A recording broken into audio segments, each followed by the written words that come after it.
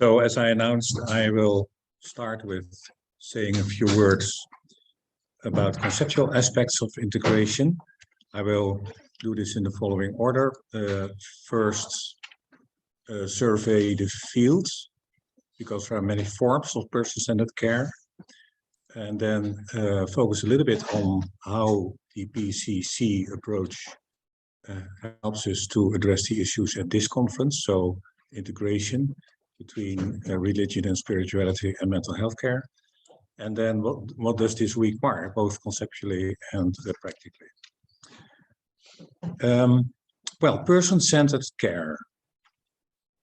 On the one hand, you have people who say, well, is there any other than person-centered care? But we all know that reality is different. So the core idea is this.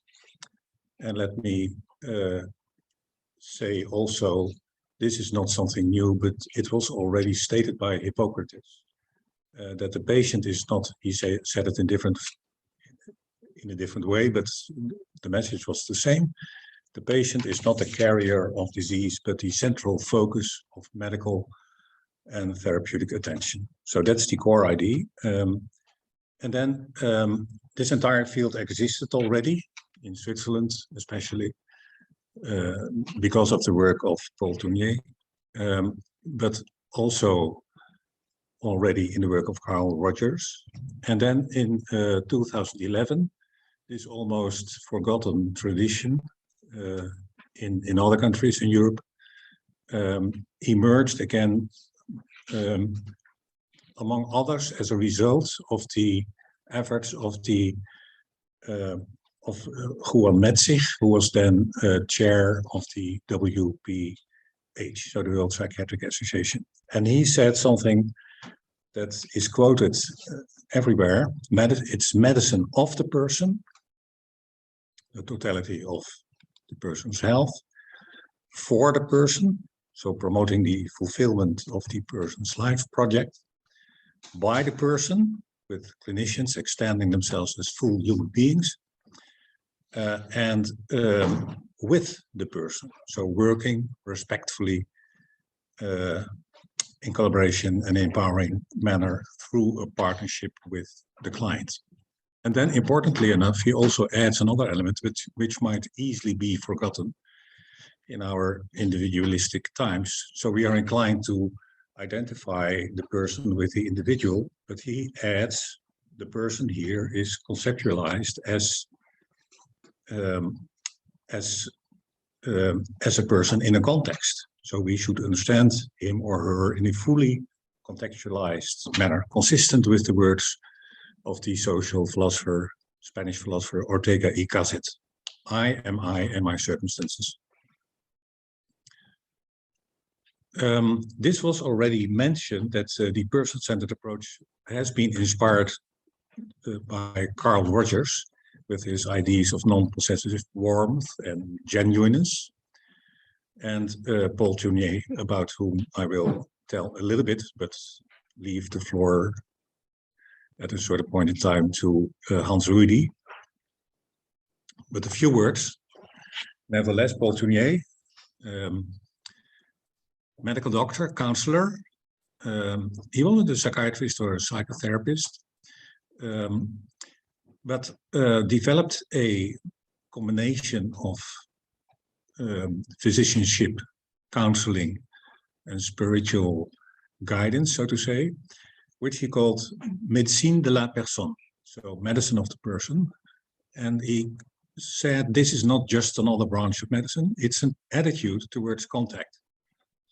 And I will come back to that phrase a little bit later.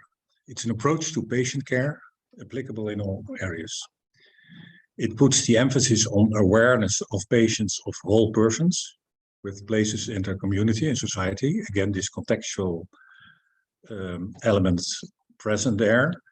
And both the organic and psychological approach are integral parts of medicine of the person, médecine de la personne, as is consideration of the connection between one's states of health, life events, social insertion, and spirituality.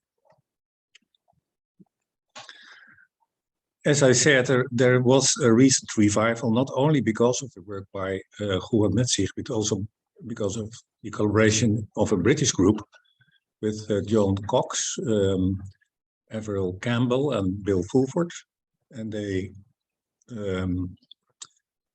edited a book, Medicine of the Person, Faith, Science, and Values in Healthcare Provision, which pulled the attention again on Paul Tournier. And then Miles and McLaughlin, quite interesting. They were at that time the chief editors of the Journal of Evaluation in Clinical Practice. At least Miles was it at that time. And so you should imagine, so this was a journal focusing entirely on evidence-based medicine, and then especially evidence-based psychiatry. So with only quantitative articles, RCTs, and so on. And they wrote that we need another way of looking at our practices, and recognized, and it was written in an editorial, the resonant voice of Paul Tournier in the rise of person-centered medicine. I was quite amazed to notice this.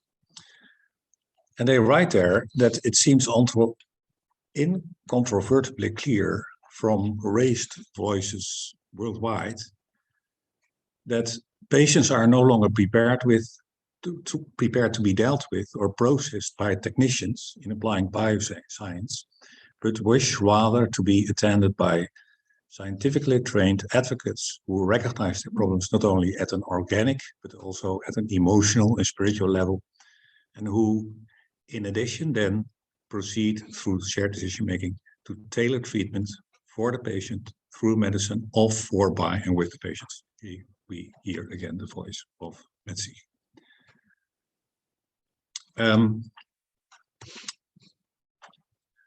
Well, there are other approaches. So this is more a mission statement, so to say, not very well developed further. In Holland, we know the work of Machteld Huber, a general practitioner, writing on positive health, founding an institute for positive health in the country. Gained quite a lot of national attention, with a lot of influence also in the education to medical specialists.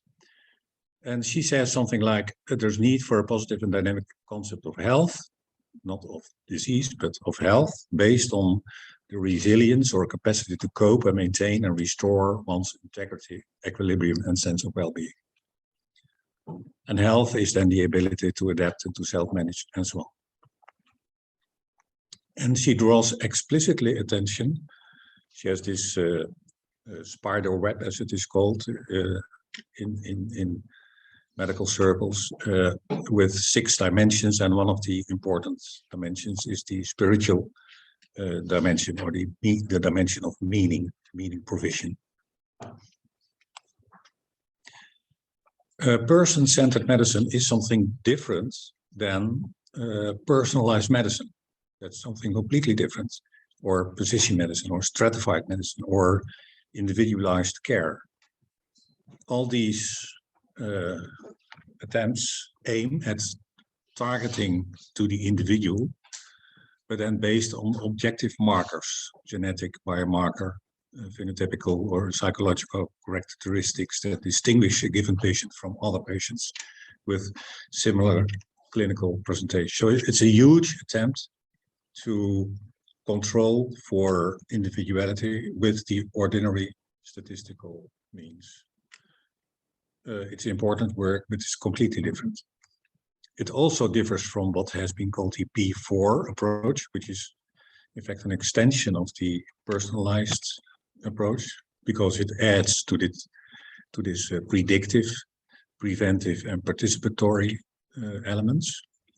And that comes from another angle, which is also relevant for PCC, but differently dealt with. The recognition that there's an increasing blending of science and practice as a result of the fact that our patients become more literate, so to say, in healthcare issues. They know a lot about what's going on in medicine. They read the literature, the popular literature, and are empowered in this way. So there's another type of patient-caregiver relationship emerging right now.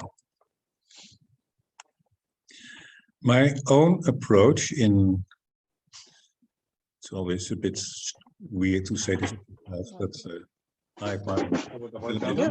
you see it? Maybe you can,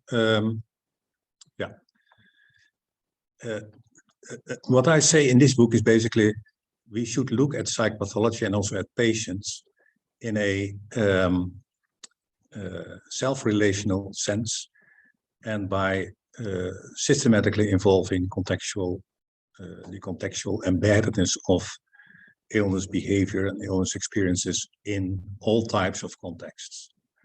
And then a third element in the book is that the practice that is changing already, that it is norm responsive, and I try to analyze that with what I call a normative practice approach.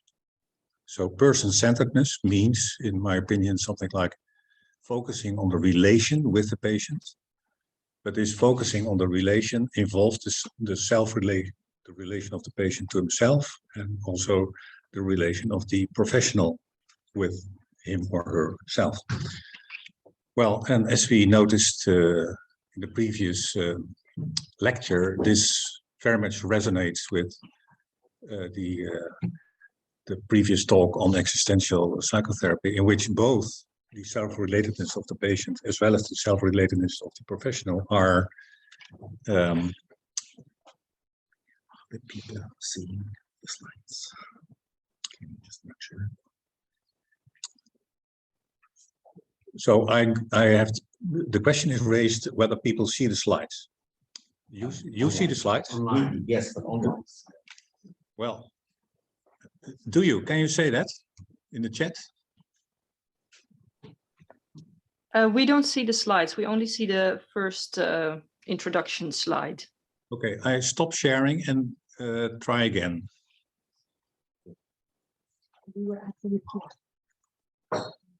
The session is recorded. Thank you for reminding me.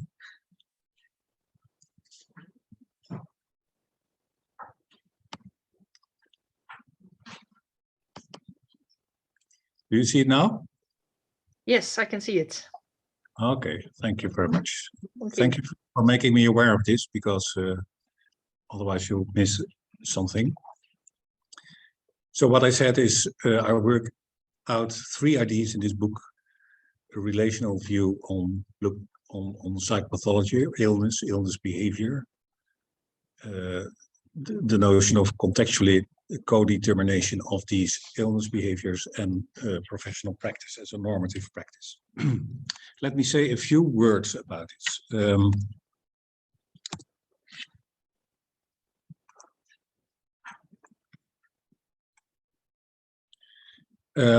This is the slide most of you who have ever heard me earlier will have seen.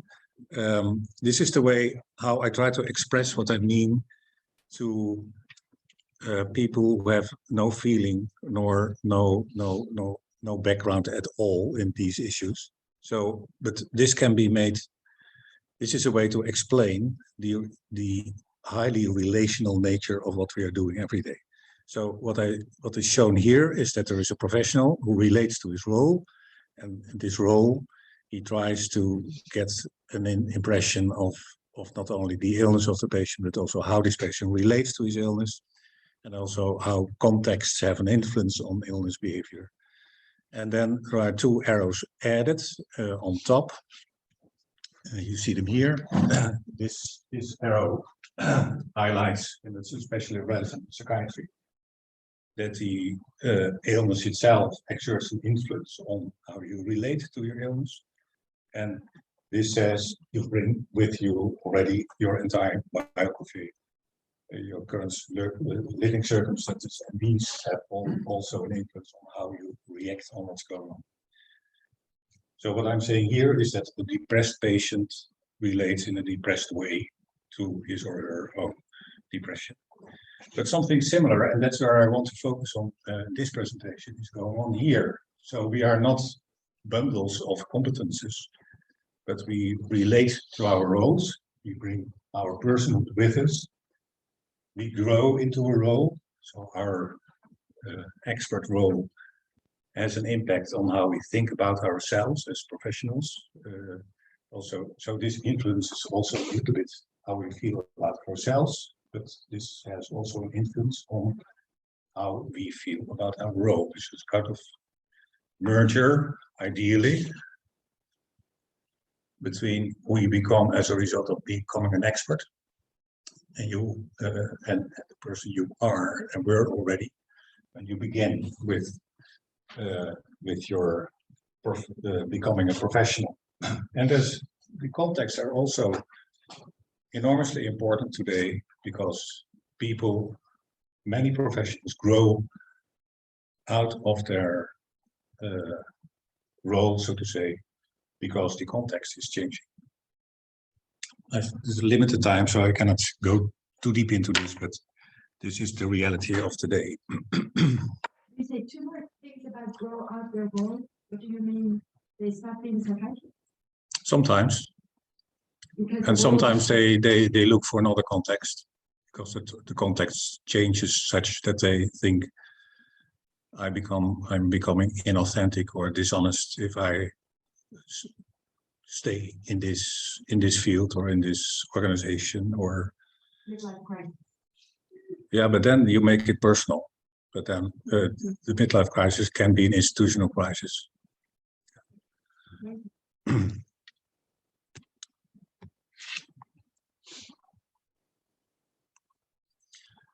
Well, the core issue, of course, is how does the person-centered approach help us with the integration debate, or integration as a personal struggle if you're a therapist? Well, the easy part of the answer is, well, as a whole person approach, it encourages us to integrate or to at least address in some way, and we heard already quite interesting interpretations or lectures about it, to pay attention to the religious, spiritual, and existential aspects of the patient's problem, and allow them to play a role in the treatment process. But the more difficult part, I'm not saying this is really easy. The previous lecture, the existential empathy, I'm not saying that this is an easy thing to do. So let me say, from a conceptual point of view, this is the easy part of the story. To practice it, it is quite difficult. But even more difficult is to integrate one's own whole personhood, so to say, in one's professional attitude. Well, these are the words I'm using today to say a few words about the existential elements within the self-relationality of the professional, in how the professional relates to his role, how he is a professional and manifests himself. It comes to expression in the awareness of and openness toward one's own most fundamental motives and concerns, and also in the ability to experience them and the willingness to let them play a role, implicitly or explicitly. So it's giving up the usual defenses. And the communication about these aspects starts often in moments of unease of the therapist, lack of control or uncertainty. So in the regular mode, it's very easy to overlook them and not pay attention to it. And it's often when the patient or the client says something that that brings you out of position, so to say. Here, I think it's useful to introduce the notion of indirect communication. This is a notion that is developed by Gerrit Glas, when he says something like, like the Pharisees in the scriptures, they can tell the truth, but they are speaking untruthful. So what you factually do can be trustworthy, but in the way you do it, you can deny your overt message, so to say. So I said a few words about it in the welcome speech. The abstinence in the therapeutic attitude is an indirect way to communicate, I am not here as a person. I leave it open whether or not I'm really interested in you. So, and then giving up that attitude that we are infused with during our residency trainings and all the training programs, that's difficult. And the usual defense is then, we are no expert in these existential issues. My answer to that is indeed, but that doesn't imply silence about these topics, because silence is also a form of communication. It's a form of denial. And then another answer, even better, okay, we are no expert, let's become experts. And a third answer is that the least one can do is helping patients to verbalize their concerns and to develop a sensitivity for the kind of appeal that they exert on you and to one's own reactions to that appeal. So what's new? Well, I'm not claiming that I'm saying something really new, but what I'm emphasizing a bit more than others is two things that doesn't imply giving up your expert role, the second bullet. And the first point, I'm putting a little bit more emphasis on the receptivity and sensitivity that is required to have access to this existential layer in the communication with the patient. So it starts not with, again, doing something, paying attention actively to religious, spiritual, existential issues. That's again the activistic attitude that we heard about earlier. But it starts with noticing what's going on in yourself and in the relationship with the patient. So there's the three relations: the relationship with the patient, the relation of the patient with himself, and your own relationship with your own role at that point in time in this situation. And a third point I want to add is that this is not just a matter of feeling and then let these feelings dictate what to do, but that this occurs in a normative framework. And this sounds a bit neo-Calvinistic, so to say. And well, and if you know that I have a neo-Calvinist background, so it's a bit of a joke. But I mean with norms, not something external that is added to a practice, but something that is inherent in the practice in order for it to be the practice that it is meant to be.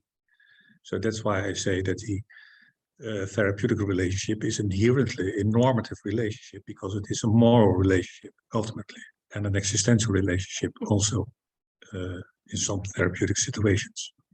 I'm a bit hesitating about moral and existential. And maybe there's not one word for all situations. So what does it require? Well, it's what I said, sensitivity to the needs of the patient, given one's role, given the nature of healthcare as a practice, but also flexibility and sensitivity to the norm responsiveness of professional practices. So this requires and this is a new term, not written very much about it. I am now used to talk about second-order professionalism. It's also a term that helps educators because they are often lost if I say these kinds of things. They say, well, you just let them leave their expert role. And I'm saying no.